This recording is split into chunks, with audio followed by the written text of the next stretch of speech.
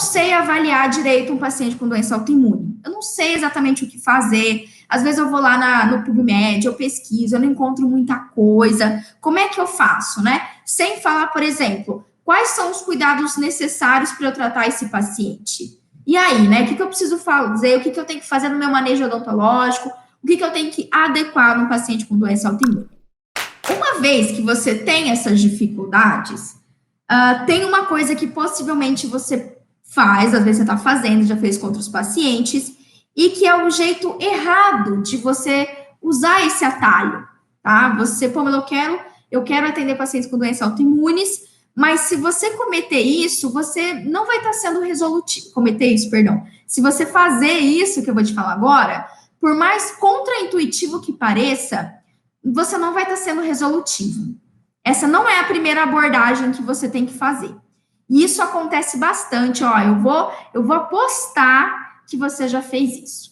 Receba um paciente assim, não sei exatamente como avaliar, e aí, o que você faz? Você acaba encaminhando esse paciente para o médico, porque você não sabe sozinho avaliar ele.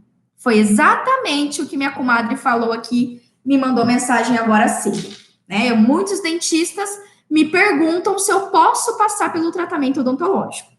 E pode ser que isso já aconteceu com você, mas aí eu vou te falar que, por mais contraintuitivo que pareça, você não vai estar sendo resolutivo.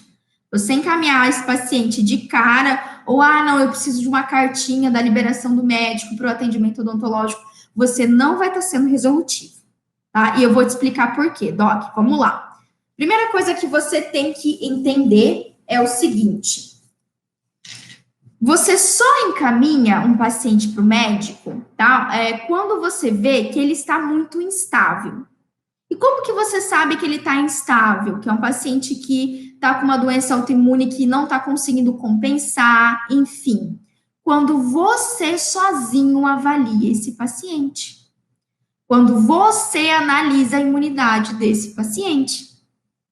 Tá? Então, antes de você pensar em encaminhar, ou pensar em mandar cartinha, pedir autorização para o médico, Doc, você tem que entender o que está acontecendo com o seu paciente. Você tem que entender quais são os medicamentos que ele está utilizando, o que esses medicamentos fazem no corpo do paciente, se ele está tendo ou não manifestações orais da doença, se ele é um paciente que é recém-diagnosticado ou ele faz um tratamento faz tempo.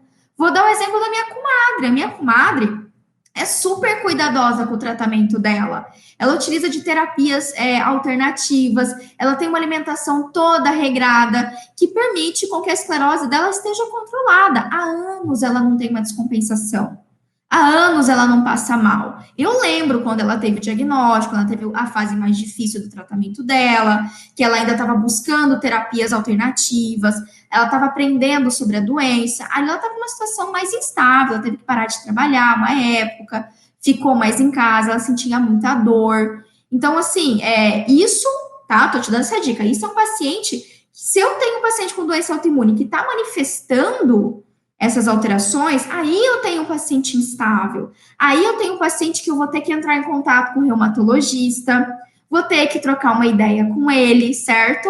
Olha, eu tô com essa e essa situação, eu preciso fazer tal e tal determinado tratamento, pretendo fazer esse manejo, eu quero conversar com você, doutor, se você concorda com isso, né? Se você acredita que a gente tem que adequar mais alguma coisa e tudo mais. Agora, se você avaliou, se o paciente controla a patologia dele, o paciente está bem, né? O paciente faz uso das medicações de forma correta, você avaliou a imunidade desse paciente e está equilibrada, né?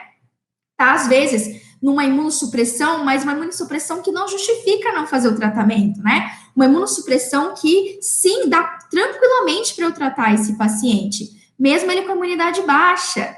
Aí, sim, você avaliou sozinho, então você pode atender com segurança.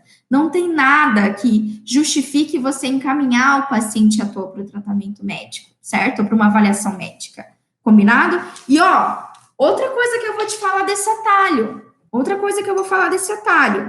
A gente estava falando bastante aqui, né? Quando a gente pensa num paciente com doença autoimune, e agora que você sabe que 13 milhões de pessoas têm doenças autoimunes no Brasil, eu te pergunto, e o seu networking? Quantos reumatologistas você conhece? Pensa aí, tem reumatologista na sua cidade? Não sei se você está no interior, você está numa cidade mediana, uma cidade numa capital, né?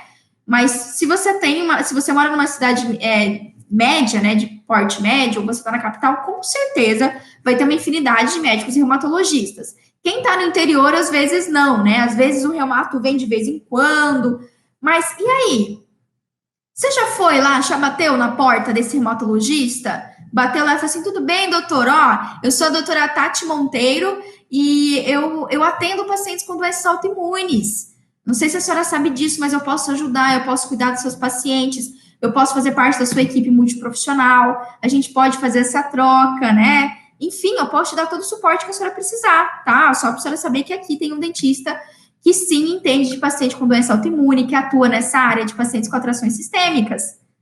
Certo, Doc? Porque, ó, lembra que eu falei que é uma grande oportunidade, é um grande atalho você atender esse perfil de paciente? Pois é. Só que como é que você faz para receber mais pacientes com atrações sistêmicas? Perdão, como que você faz para receber mais pacientes com doenças autoimunes? Começa, já fica essa dica de atalho aí de matadora, dá uma investigada e vê quem são os hematologistas da sua cidade. Conversa com eles, faz o networking. Quando chegar um paciente reumato para você, pergunta quem que é o médico, tá? E liga para o médico. Fala, ó, doutor, tudo bem? Ó, eu estou atendendo o seu paciente fulano de tal, ele tá com tal e tal alteração bucal, eu vou tratar ele, isso vai ajudar demais a compensar a patologia, vai ajudar demais a evitar uma descompensação do lúpus, da esclerose, o Sjögren, ó, ele tá com várias manifestações orais, mas aqui a gente vai instituir tal e tal tratamento e vai melhorar muito a saliva, a condição oral dele. Eu só tô ligando para dizer que estou cuidando dele, que a senhora pode contar comigo, certo? Então, ó, fica atento com isso. Fica atento com isso. Enquanto tá todo mundo aí chorando, preocupado, se às vezes você tá aí desesperado que não entra paciente no seu consultório odontológico, eu te pergunto, como é que tá seu networking? Como é que está o seu networking? Sacou? Guardou essa dica aí? Então, usa esse atalho a seu favor. Por isso que eu tô falando que isso é um atalho. Isso é um baita atalho para você ser um dentista de referência.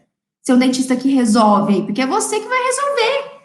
Nenhum outro dentista vai. É você aí na sua cidade. Ai, como eu sou recém-formado. É você recém-formado mesmo. Você que não tem nenhuma especialização. Você que é clínico geral aí. É você. Tá? É você que vai resolver. Beleza? You're the best.